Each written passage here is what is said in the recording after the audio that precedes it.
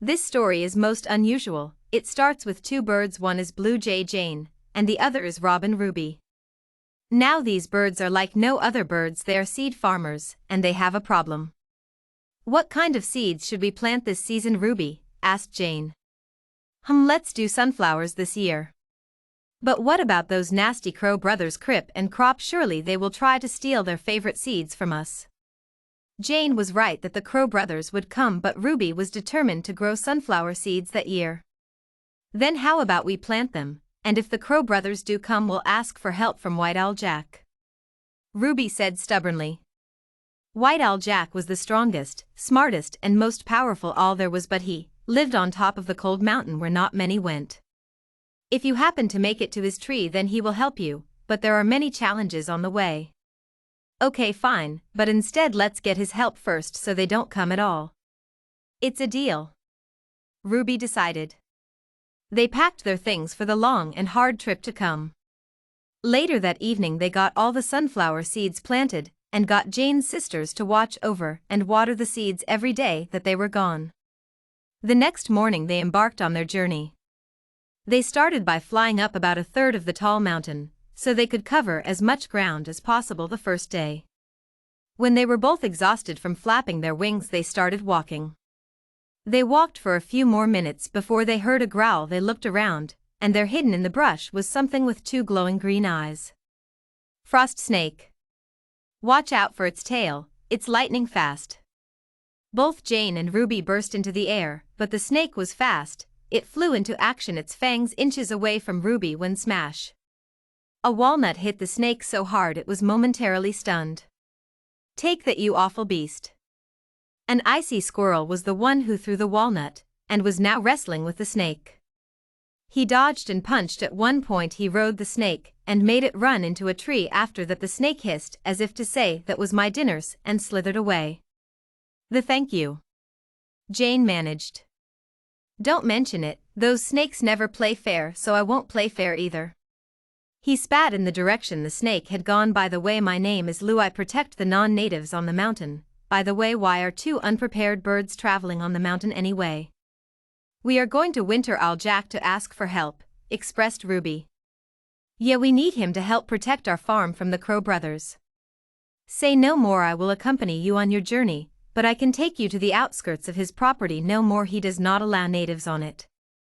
The three walked on in silence for what seemed like hours. The two birds were cold and tired and hungry.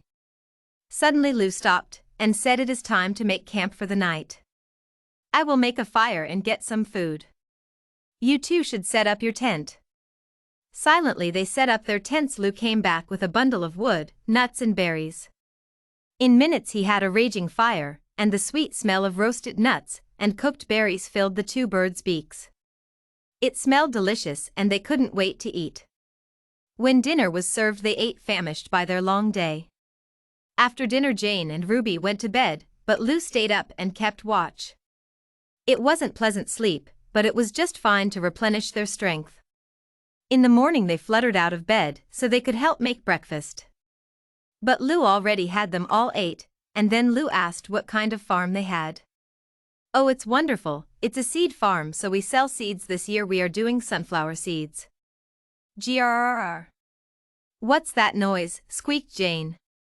Freezing wolves. They eat any kind of meat, and have bacteria on their teeth that can kill you in about an hour. How do you get away from them? Don't move and let me handle this. He picked up one of the sticks that were aflame and wove it around. The wolves charged. Lou dodged and hit them, burning them. There were about 15, but he was better. Soon they were retreating except for 3. Lou had caught them, and was haltering them with some vine he had found. Do you want to walk all the way or ride? Ride, they both said in unison.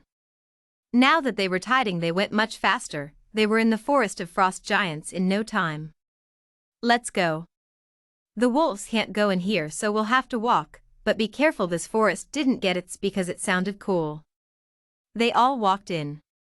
Not more than 5 minutes had passed before they heard something crash. What was that? Jane whispered. That was a frost giant, and they are not anywhere near friendly. They all walked in total silence for the rest of the way until they were out of the forest.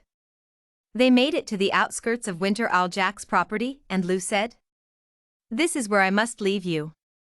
It has been a pleasure helping you on your way." "Goodbye, Lou, it was nice meeting you." Ruby was in tears.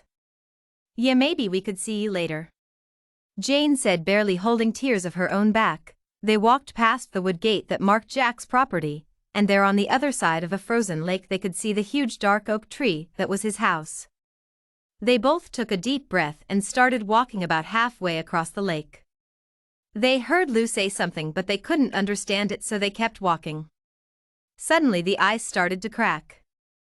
Electric winter eels sprang out. Jane and Ruby shot into the air, barely missing the eels. "Quick, fly to the tree," screamed Ruby. They both flapped as hard as they could. Exhausted, they lay down on the ground beside the huge tree. They had made it. They walked to the knocker on the door and fell to the ground. On the door was a sign-off: "To meet my new baby niece, be back on June 5 #. They had climbed the mountain for no reason whatsoever.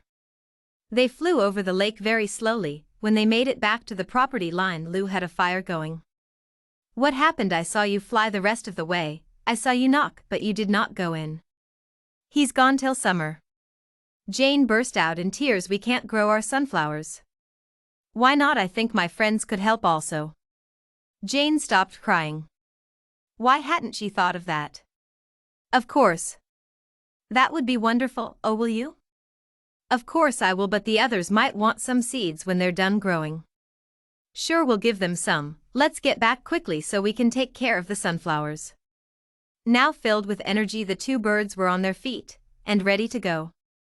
The three walked through the forest and then split up, Jane and Ruby going to the farm, Lou to get his friends. By the time Jane and Ruby were back at the farm, the sunflowers were already sprouts. That evening they saw at least 50 squirrels that looked like Lou walking towards them. When Ruby saw them, she said, "I better get cooking." They both laughed. That night they all ate dinner outside.